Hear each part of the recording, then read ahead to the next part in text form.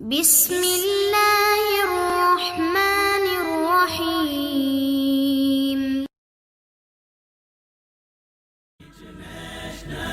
Islamic Research Center. السلام علیکم ورحمۃ وبرکاتہ. سوال یہ ہے کہ کیا عید والے دن کی یا چاند رات کی کوئی خاص عبادت ہے؟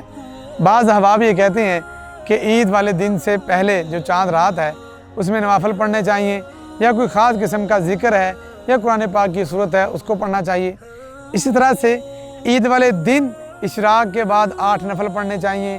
کچھ احباب کہتے ہیں جس کا خیرات اس دن کرنا چاہیے، یا کوئی اور ذکر لا الہ الا اللہ وحدہ لا شریک لہ لہ الملک ولہ الحمد وہو علی کل شیء قدیر، یا لا الہ الا اللہ، یہ جو کلمات ہیں یہ کثرت کے ساتھ پڑھنے چاہیے. تو یاد رکھیے عید والے دن کی کوئی خاص عبادت نہیں ہے، مگر وہ عبادات جو مشہور ہیں اور مسنون ہیں. مثال کے طور پہ اگر عید الفطر آپ پڑھنا چاہتے ہیں یا عید الفطر آپ گزارنا چاہتے ہیں تو اس میں یہ ہے کہ جیسے ہی ہمیں چاند نظر آ جاتا ہے اس وقت سے لے کر ہم نے تکبیرات شروع کر دینی ہے جب تک امام صاحب خطبہ نہیں دے دیتے. تکبیرات پڑھنی جب تک ہم نماز نہیں پڑھ لیتے.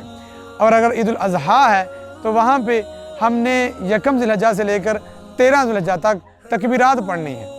اور اس کے علاوہ کوئی خاص نفل چاند رات کے، کوئی خاص صورت یا تلاوت چاند رات کی، یا کوئی خاص ذکر چاند رات کا یا عید کا، یا عید کے نفل وہ 2 نفل جو عید کی نماز کے نفل ہوتے ہیں، عید الفطر میں بھی اور عید الاضحیٰ میں بھی 2 رکعت جو ہم جا کے امام صاحب کے ساتھ میدان میں پڑھتے ہیں، ان کے علاوہ ان سے ہٹ کر کوئی ایسی عبادت یا ایسی مزید کوئی نوافل ثابت نہیں ہے جو ہمارے یہاں پوچھے جا رہے ہیں.